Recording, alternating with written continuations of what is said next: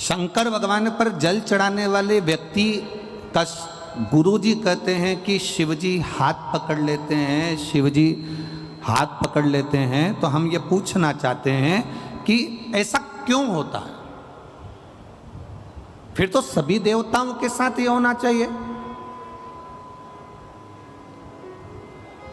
सोनू गर्ग जी, आपने जो प्रश्न किया है उसके अनुसार जब ब्राह्मण देवता संकल्प छुड़वाते हैं, संकल्प छुड़वाते समय ब्राह्मण देवता हाथ में जल देते हैं और उस जल को देने के बाद जो संकल्प छोड़ा जाता है वो संकल्प का मतलब होता है कि हमने इसको दे दिया, कन्या का दान कर दिया, अन्न का दान कर दिया, वस्त्र का दान कर दिया, मुद्रा का दान कर दिया, मतलब अब ये इसका हो गया। जब हम देवादिदेव महादेव को जल समर्पित करते हैं, शंकर भगवान को जब हम जल चढ़ाते हैं, अपने हाथ में जब जल का पात्र होता है और शिवजी पर जल छोड़ते हैं, उस समय पर जैसे एक पिता बेटी का जब हाथ देता है, कन्यादान करता है, तो लड़के के हाथ में हाथ देने के बाद में वो जल छोड़ता है। बोलो इधर छोड़ते कि नहीं छोड़ते? अरे बोलो तो जम के। कन्यादान के समय पर वो हाथ लेवा करा कर जल छोड़ते ना। तो जैसे एक पिता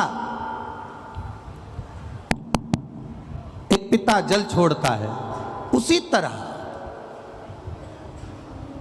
पिता जब जल छोड़ रहा है, उसी तरह जब आप ही ने व्रत किया है, पधारो पधारो पधारो, एक बार जोरदार ताली बजाएं इस बेटी के लिए।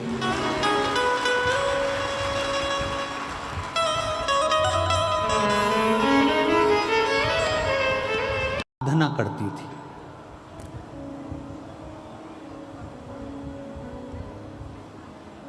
जिसकी वो अर्चना करती है।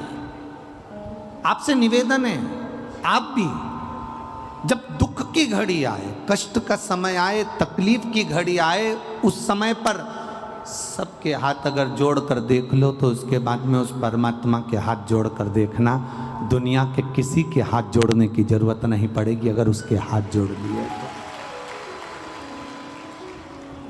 जब हम शिव जी पे जल चढ़ाते हैं, शंकर भगवान पर जल समर्पित करते हैं, उस समय पर हमारा हाथ देवादिदेव महादेव पकड़ लेते हैं, क्योंकि हम शिव के हो जाते हैं और शंकर हमारा हो जाता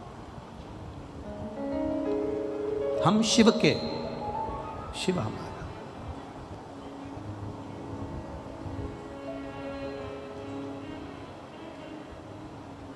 पर हमारी आदत ऐसी है कि हम जब समय अनुकूल नहीं होता,